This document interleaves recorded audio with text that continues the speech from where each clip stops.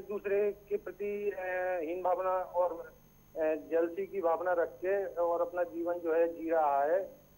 और बिल्कुल बिल्कुल, बहुत अच्छा आध्यात्मिक जो हमारी सोच थी, उस सोच में हम कहते थे कि 84 योनियों में हम जाते हैं, उसके बाद हमको मनुष्य का जीवन मिलता है। मतलब हमको कई प्रकार के प्राणी बनना पड़ता है, जीवाणु बनने पड़ता है, और उसके बाद कहीं जाके इंसान का जीवन मिलता है। तो ये भगवान की असीम कृपा के बाद मिलने वाला जीवन हम सृष्टि के उद्धार के लिए, हमारे कुल के उद्धार के लिए, हम इंसानियत के उद्धार के लिए लगाएं।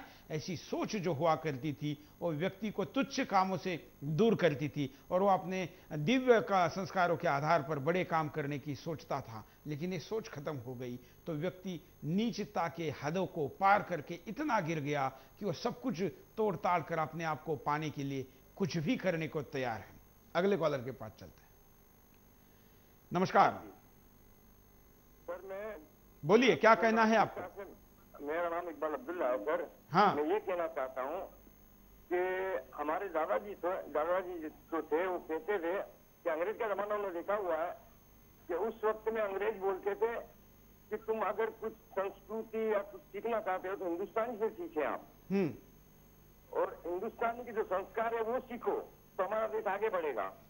और आज हमारे देश के अंदर हमने एक दूसरे के साथ जो धोखाधड़ी है वो सब छोड़ दिया। वो अपना जो तरीका हिंदुस्तानी का तरीका है पश्चिम ने अपना लिया है।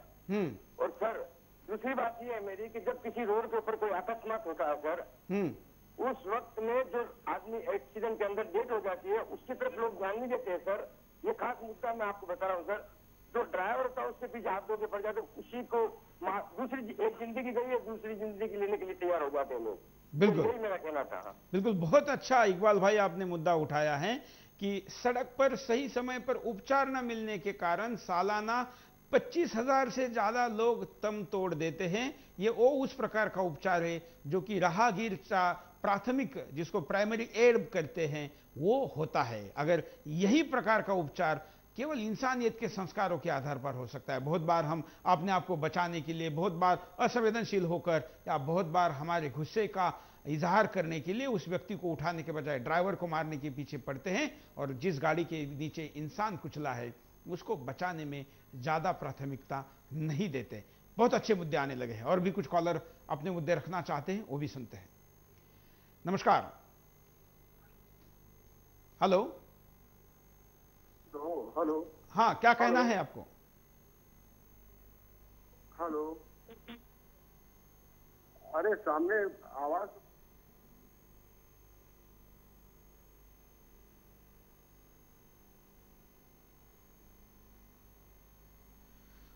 हम राधाकांत के पास चलते हैं, सुनते हैं उनकी क्या राय। जिस तरह से अभी एक कॉलर की बात सुन रहा था मैं, पहली बार बड़ा सही इशू उन्होंने उठाया।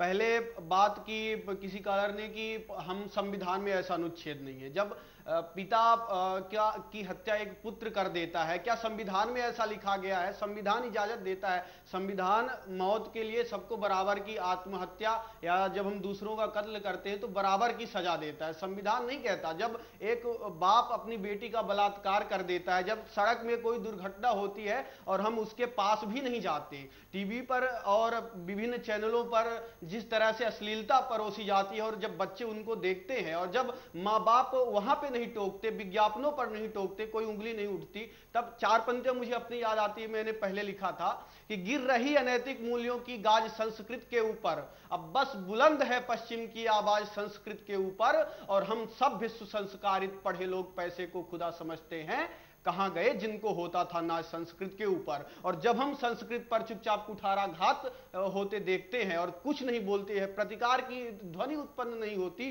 तब ऐसे मामले सामने आते हैं और इसमें सरकार से ज्यादा दोषी हम खुद हैं।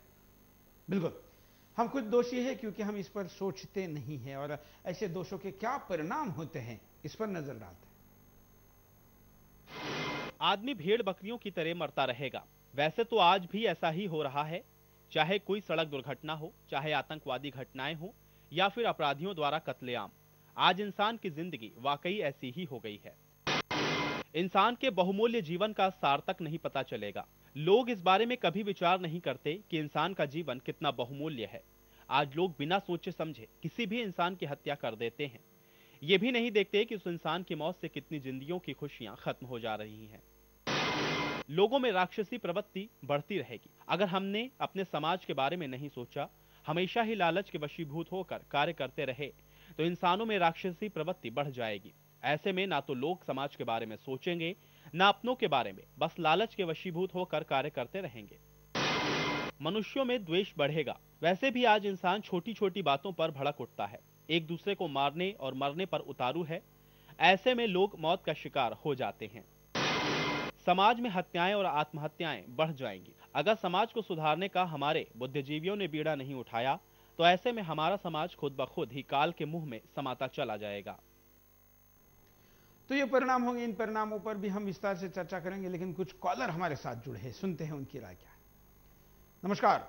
ये देश में जो सड़कें का व्यवस्था है, जो मेडिकल की व्यवस्था है, हर व्यवस्था के पीछे हमारा जो शासन प्रणाली है वो व्यवस्था ठीक नहीं करते हैं। व्यवस्था इसलिए ठीक नहीं करते हैं, ये लोग पहले के लूटने के लिए साजिश करके जाते हैं, लूटने की मंशा लेके जाते हैं, इसलिए वो लोग कोई व्यवस्था को ठीक नहीं करते हैं। अपने आप को बड़ा बनाने के लिए, लोगों को दिखावा करने के लिए कुछ भी करते रहते हैं, लेकिन अंदर उनका सोच अलग रहता है। इसलिए सबसे जो बहुत अच्छा व्यवस्था है वो शिक्षा व्यवस्था को पूरा बर्बाद कर दिया ये लोग। अच्छा शिक्षा नहीं मिलता है किसको। इसीलिए शिक्षा का प्रणाली जो हमारे पुराने जमाने में था, जो हर लोगों के साथ अच्छी बर्ताव किया जाता था, अभी कोई मनुष्य नहीं बनता है। पढ़ाई तो अच्छा करता है, लेकिन कोई मनुष्य नहीं बनता है। चाहे IAS ऑफिसर हो, OAS ऑफिसर हो, कोई भी ऑफिसर हो, कोई भी कर्मचारी हो, वो आदमी नहीं बनता है।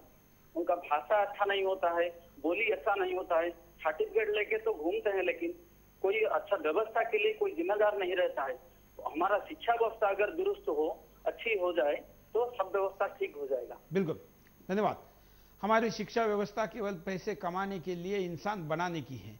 इंसान को इंसानियत सिखाकर उसको महान इंसान बनाने की दिशा में ये नहीं लेके जाती। इसलिए शिक्षा में संस्कारों का अभाव है, और इसलिए इंसान शिक्षा जब लेता है तो मैं इस शिक्षा के आधार पर क्या ऐसा व्यवसाय करूंगा, क्या जॉब करूंगा जिससे मुझे ज्यादा पैसे मिलेंगे, यही वो बात सीखता है। और इस कारण संस्कार से दूर रहकर वो इंसान के जीवन की कीमत को नहीं समझता है।